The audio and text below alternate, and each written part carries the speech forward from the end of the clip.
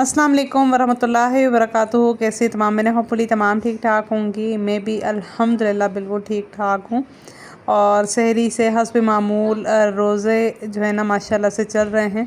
तो व्लॉग्स सहरी से ही स्टार्ट हो रहा होगा क्योंकि सबके घरों में ज़्यादातर एक्टिव ना वो सहरी का टाइम होता है और इफ्तार का टाइम होता है। तो रोटी डालने का सिस्टम चालू जी। रोटियाँ मैं ख़ुद बना रही हूँ। मैंने थोड़ा सा व्लॉग बनाने के लिए कज़न को कहा कि वो रोटी डाल दे, तब तक मैं जो है ना अपना व्लॉग कंटिन्यू करूँ। और आप सब लोग कैसे हैं मुझे ज़रूर बताइएगा, अपनी खैरियत से ज़रूर आगाह कीजिएगा।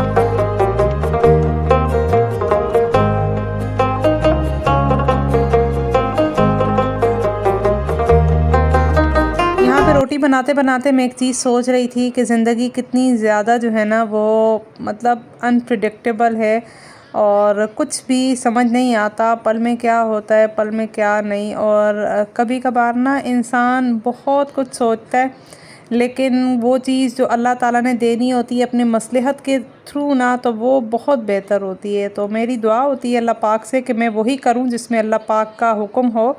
और आज मेरी शहज़ादी ने रोज़ा रखना है तो बस उसको सहरी में उठाया है। खाना पीना तो ऐसा उसका है नहीं और मैं अपनी बस चाय एंजॉय कर रही हूँ। और बस ये अफ्तारी करने के बाद फिर मैं नमाज की तैयारी करती हूँ। बिसोमी गदन नवैतु मिन शहरी रमज़ान। मैंने अम्मी को बहुत कम देखा है अपनी लाइफ में, लेकिन जब बचपन में अम्मी हमें इस तरह से सहरी के लिए उठाती थी तो चाहे हम रोज़ा रखते या ना रखते, अम्मी हमें लाजमी जो है ना ये सहरी वाली दुआ पढ़ाती थी।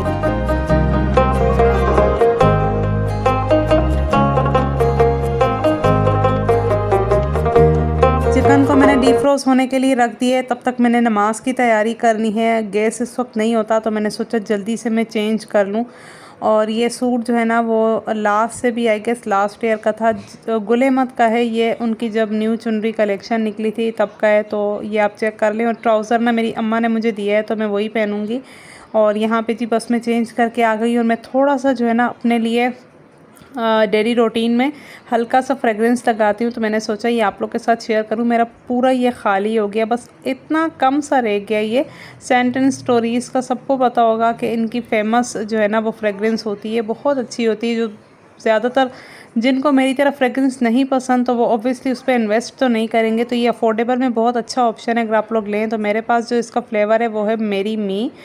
तो आप लोग कोई भी ट्राई कर सकते हैं। मेरे हस्बैंड का दूसरा है, मेरा दूसरा है। अच्छा, साथ में हल्का सा मैं हाथों को मॉइस्चर करूँगी क्योंकि इतनी ज़्यादा ना हवा अजीब सी चल रही होती है कि हाथ फेस पे से अजीब सी ईचिंग सी होती है, ड्राइनेस सी फील होती है। तो मैंने कहा चलो नमाज़ पढ़ने से पहले पहले मैं अपने ये जो है ना हाथों को हल्का सा मॉइस्चराइज़ कर लूँ।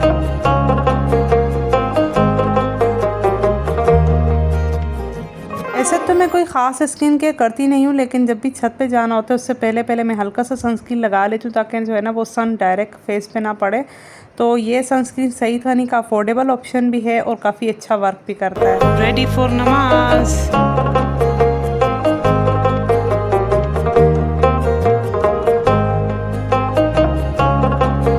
हस्बैंड के बारे में मुझसे बहुत सारे क्वेश्चन आए थे लास्ट व्लॉग में भी। तो मेरे हस्बैंड जो है ना वो यहाँ पे नहीं होते हैं, तो कुछ न्यू लोग मेरे साथ जुड़े हैं। Welcome, most welcome.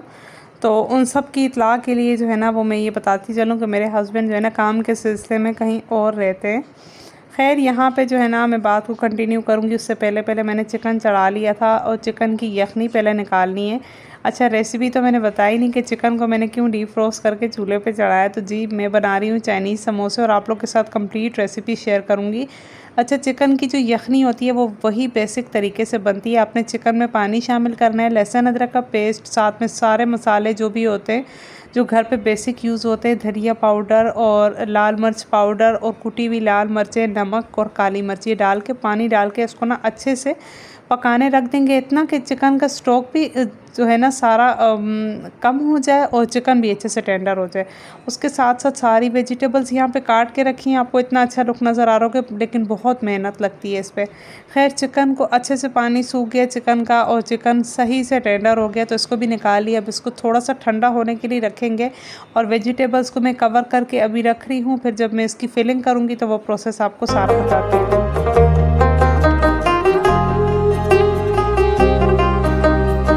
चाइनीज़ समोसे में दो इंग्रेडिएंट बहुत ज़्यादा इंपॉर्टेंट होते हैं, एक एग्स और एक जो है ना चिकन। तो एग्स भी बॉईल कर लिए और यहाँ पे सिस्टर जो है ना वो एग्स की कटिंग कर रही है। अच्छा, चाइनीज़ समोसे की फिलिंग जो है ना वो बनाने का जो बेसिक तरीका होता है वही होता है, उसी मेथड से मैं बनाऊँगी जिससे सब बनाते हैं। तो फिर मैं आप लोगों के साथ भी शेयर करती हूँ। सबसे पहले क्या करना है कि आपने घी शामिल कर लेना है, किसी भी बर्तन में आप अपना बना रहे हो। तो घी शामिल करने के बाद मैंने इसमें पहले आलू डाल दिए हैं। अच्छा, आलू डालने से ये होगा, आलू फ्राइज़ की शक्ल में काटें, आपकी मर्ज़ी, आप जिस भी शक्ल में काटें। मेरे घर में इस तरह से खाए जाते हैं। आलू को पहले पकाने का मकसद ये है कि बाकी जो वेजिटेबल्स हैं उनको ना जितना भी स्टफ था सब कुछ रेडी, एग्स भी, चिकन भी, ये भी, और जो है ना आलू ऑलरेडी हमने फ्राइज़ की तरह काट के उसको अभी मैंने आपके साथ शेयर किया है, सही से हमने रेंडर कर लिया था। अब बाकी चीज़ें जो है ना वो सिर्फ स्टिर फ्राई करनी है। आलू को फ्राई करने के बाद उसमें शामिल कर लेना है चिकन। जितनी भी आपकी नीड है आप उस अकॉर्डिंग करें। मेरी फैमिली बड़ी है माशाल्लाह से, तो उस अकॉर्डिंग थोड़ा सा ज़्यादा होगा।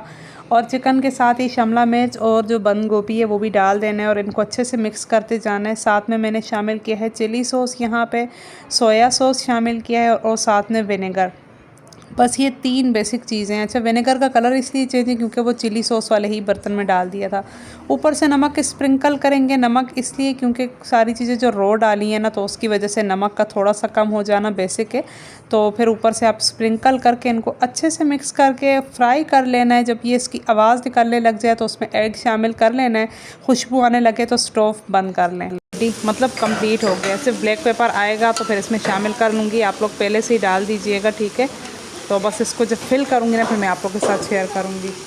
थोड़ा सा तो मिला है ब्लैक पेपर, लेकिन ख़त्म हुआ है, इतना ही है ना। यहाँ पे बस फिलिंग का काम चल रहा है और सबसे मेन काम जो होता है वो फिलिंग का होता है। मसाले से भी ज़्यादा इंपॉर्टेंट काम, क्योंकि समोसों को शेप में बनाना बहुत डिफ़िकल्ट है।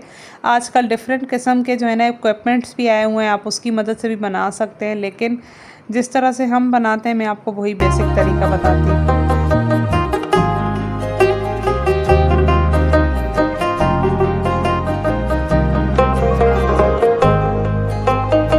दुनिया में ना कोई भी इंसान बग़ैर मकसद के अल्लाह ताला की तरफ से पैदा होकर नहीं आया। जब भी कोई इंसान पैदा होता है वो कोई ना कोई मकसद लेके पैदा होता है। तो इस चीज़ का अंदाज़ा इंसान को तभी होता है जब वो जो है ना ज़िंदगी गुजार रहा होता है। जब आप पेरेंट्स के पास होते हैं तो आपकी लाइफ चेंज होती है। जब आप अपने इन लॉज़ में जाते हैं तो आपकी लाइफ चेंज होती है। और जब आप ख़ुद पेरेंट्स बनते हैं तो आपकी लाइफ की सारी गेम चेंज हो जाती है। मैं सोचती हूँ सबसे ज़्यादा जो ज़िम्मेदारी वाला काम होता है वो पेरेंट्स बन के अपने बच्चों की परवरिश करना, और वो भी अच्छी परवरिश। और बच्चों के साथ बहुत मुश्किल है अकेले मैनेज करना। जैसे मैं अक्सर औकात समटाइम्स हस्बैंड आते हैं ना यहाँ पे, तो मैं इतना रिलैक्स होती हूँ। वो बच्चों को देखते हैं आगे पीछे, मुझे सुकून मिलता है।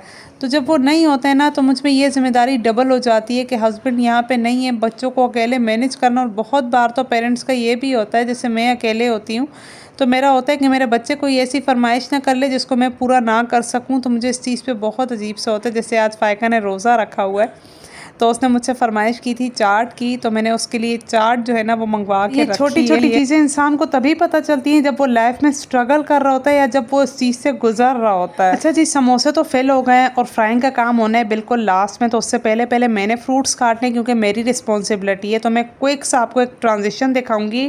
टड़ा तो कितना इजीली जो है ना सारे फ्रूट्स कट हो गए माशाल्लाह माशाल्लाह माशाल्लाह से। मैं सारी चीज़ें ना ऑर्गेनाइज़ करके रखती हूँ, सबकी अलग अलग, जिसको जो चीज़ पसंद है उस हिसाब से रखती हूँ। ये जो ब्लैक प्लेट आपको दिख रही है ना, ये मेरी प्लेट है।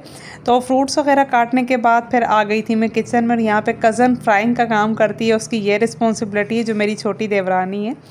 तो फिर वो अभी समोसे फ्राई कर रही है। तो यम यम यम, मुझे तो इतना जो है ना शदीद मुंह में पानी आ रहा है। अच्छा, रमज़ान में ना इन चीज़ों की इतनी ज़्यादा क्रेविंग होती है, मैंने नोटिस किया है। आम डेज़ में आपको इन चीज़ों की इतनी परवाह नहीं होगी क्योंकि बंदे को पता होता है बंदा खा लेगा। लेकिन रमज़ान में एक स्पेशल अफ्तार के एहतमाम के साथ साथ उस चीज़ का इंतज़ार जो होता है ना, तो उसमें खाने का मज़ा भी दोबाला हो जाता है।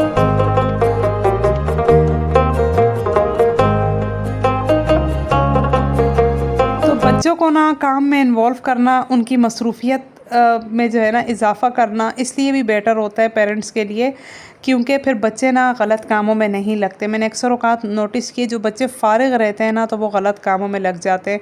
और माशाल्लाह से फ़ायका की आदत ऐसी है ना, वो बढ़ चढ़ के बड़ों के कामों में हिस्सा लेती है, शुरू से इसकी ये आदत है। तो अभी मेरे साथ सारा हेल्प करा रही है, चटाई वग़ैरह बिछाना, सब कुछ मैनेज करना। बस ये इफ्तारी की अल्हम्दुलिल्लाह रब्बिल आलमीन। उसके बाद मैं अभी मगरिब की नमाज़ पढ़ रही हूँ और आज बर्तन धोने का नंबर मेरा नहीं था तो मैं फ़ौरन ही रूम में चली आई नमाज़ पढ़ने के लिए। और नमाज़ पढ़ने के बाद मैंने थोड़ा सा कुरान पाक पढ़ना है और फिर बस वही जो है ना तरावीह का इंतज़ाम करना है इंशाल्लाह। और मेरी रूटीन इस तरह की है कि मैं इफ्तारी के बाद कुछ भी नहीं खाती हूँ। अच्छा, आप सब लोगों से दिली रिक्वेस्ट है, प्लीज़ जो मेरे चैनल पे न्यू है ज़रूर सब्सक्राइब कीजिएगा। मुझे आप लोगों के सपोर्ट की बहुत ज़्यादा ज़रूरत है, ये मेरा शौक़ है। और बस मैं अपना व्लॉग भी यहीं पे एंड करूँगी नमाज के साथ साथ। Thank you so much for watching. अल्लाह हाफ़िज़।